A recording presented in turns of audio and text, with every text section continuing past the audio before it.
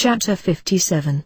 Of Geomancy, Hydromancy, Aeromancy, Pyromancy, 4 divinations of elements.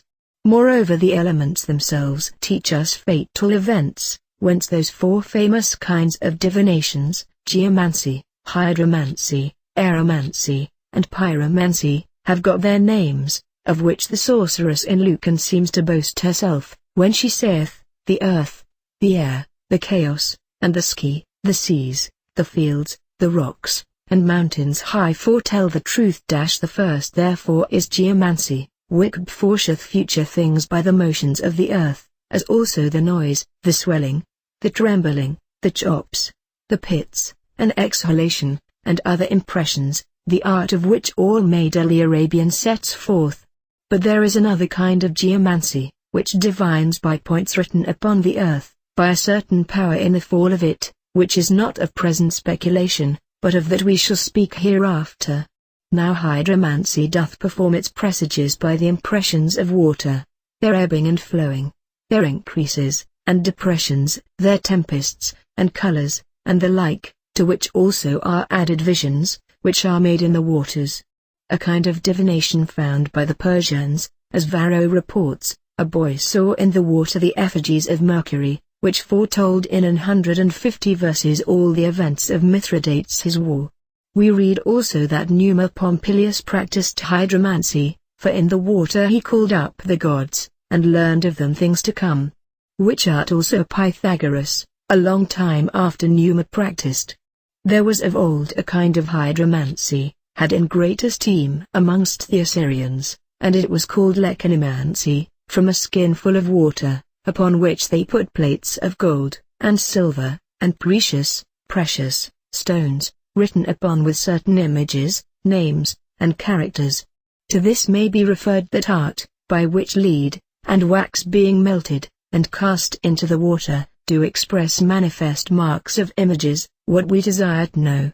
There were also in former years fountains that did foretell things to come, as the Father's fountain at Achaia, and that which was called the water of Juno in Epidaurus, but of these more in the following chapters, where we shall speak of oracles.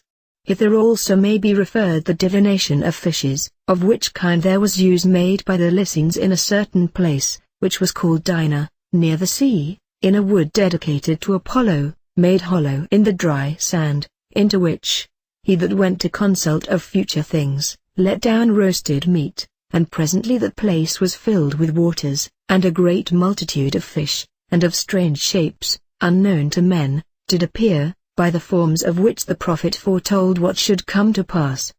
These things doth Athenæus more at large relate out of Polycharmus, in the history of the Lycians.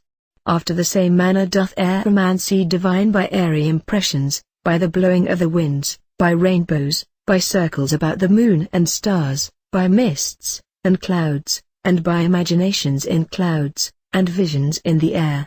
So also Pyromancy divines by fiery impressions, and by stars with long tails, by fiery colors, by visions, and imaginations in the fire. So the wife of Cicero foretold that he would be consul the next year, because when a certain man after the sacrifice was ended, would look in the ashes, there suddenly broke forth a flame. Of this kind are those that Pliny speaks of, that the pale, and buzzing fires presage tempests, circles about the snuffs of candles betoken rain, if the flame fly turning, and winding, it portends wind. Also torches when they strike the fire before them, and are not kindled. Also when a coal sticks to pots taken off from the fire, and when the fire casts off the ashes, and sparkles, or when ashes are hard grown together on the hearth, and when a coal is very bright. To these is added Capnomancy, so called from smoke, because it circleth into the flame, and smoke, and thin colors, sounds, and motions, when they are carried upright, or on one side, or round, which we read in these verses in Statius.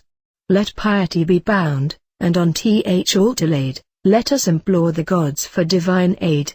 She makes acute, red, towering flames, and bright, increased by air, the middle being white, and then she makes the flames without all bound, for to wind in and out, and to run round like to a serpent also in the Athenian caves, and fields of the nymphs in Apollonia. Auguries were taken from fires, and flames, joyful, if they did receive what was cast into them, and sad, if they did reject them. But of these things we shall speak in the following chapters, amongst the answers of the oracles.